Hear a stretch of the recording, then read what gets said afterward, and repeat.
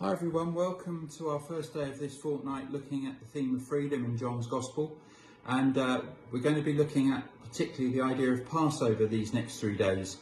In John's Gospel, Passover is quite a different experience than it is in the other three Gospels, because in John there's a account of the Passover at the beginning of Jesus' story, in the middle of Jesus' story and at the end of his story, whereas in the other three it's just in the last time that Jesus goes up to Jerusalem that is recounted as part of what he's trying to communicate to the world. So why is Passover so important? Passover is one of the great Jewish festivals, but it's also a story of Exodus, and it sort of embodies the Exodus really, the idea of moving from the slavery of Egypt into freedom in the Promised Land. So it's very appropriate that we're looking at this over the next 3 days. And today we're going to look at the first of these stories. It's in John chapter 2. It's a story that many people know quite well. It's the cleansing of the temple. This is a little bit of how it goes. When it was almost time for the Jewish Passover, Jesus went up to Jerusalem.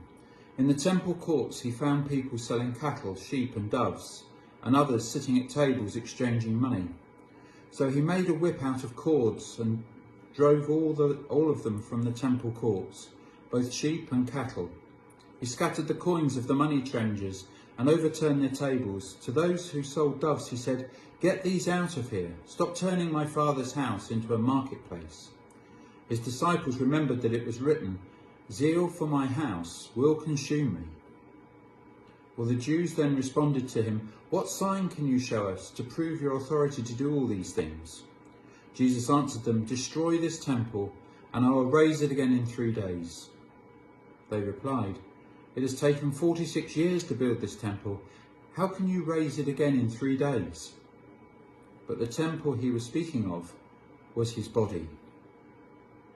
This is a powerful story, and there's so much about it, but we're going to just focus in upon the Passover and the idea of freedom and ask what's going on here. Well, the first thing to recognise is that this temple was one of the great wonders of the world. It had taken 46 years to build, and it was huge. And in order to pay for this, what had happened is that Caiaphas had done a deal with Pilate to build an aqueduct, and they'd raided the temple treasury. And in the process, what had happened is that Caiaphas then, to replenish that treasury, had taken the selling of all the animals and the doves, etc. for Passover, and there had been about 300,000 animals we're talking about.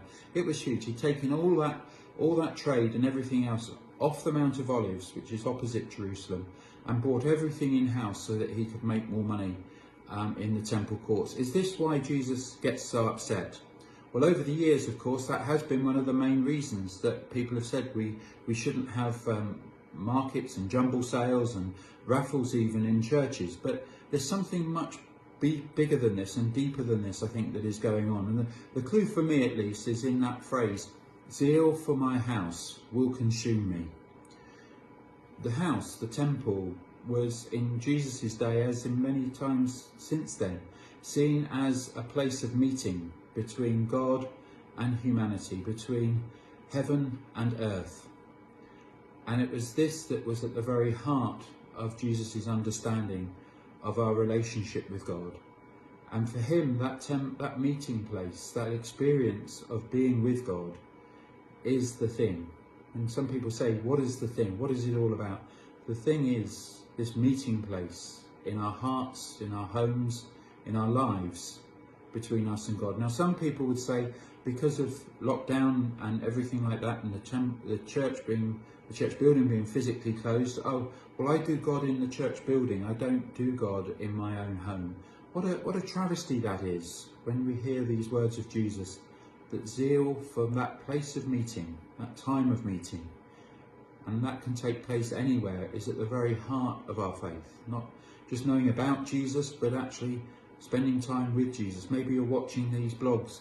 Have you ever considered the fact that Jesus may well be sat next to you, not just then you learning about him, but actually maybe listening to him, listening to his quiet, silent words into your heart, my heart, our hearts. This goes to the very heart of what Jesus is talking about for me. And then what he's saying is, all these other things that so easily can be distracting. Worrying about money, worrying about the prestige of the place, worrying about all the other things. Strangely, all that needs to go. And I'm going to build a new heart and a new people. And of course it will look like the old, but in a new sense and a new way. What does that mean? Well, it means that during this time of lockdown and all that we've been through, with so much pain for so many people, do we simply look to going back to the way things used to be? Or are we willing to conceive that Jesus' desire is to move us from slavery, that all the things that have held humanity and us as individuals back, held the church back, into who we can become?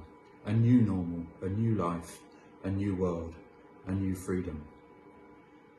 We'll look more at what Passover can mean as we explore it together tomorrow. Have a good rest of the day. Bye for now.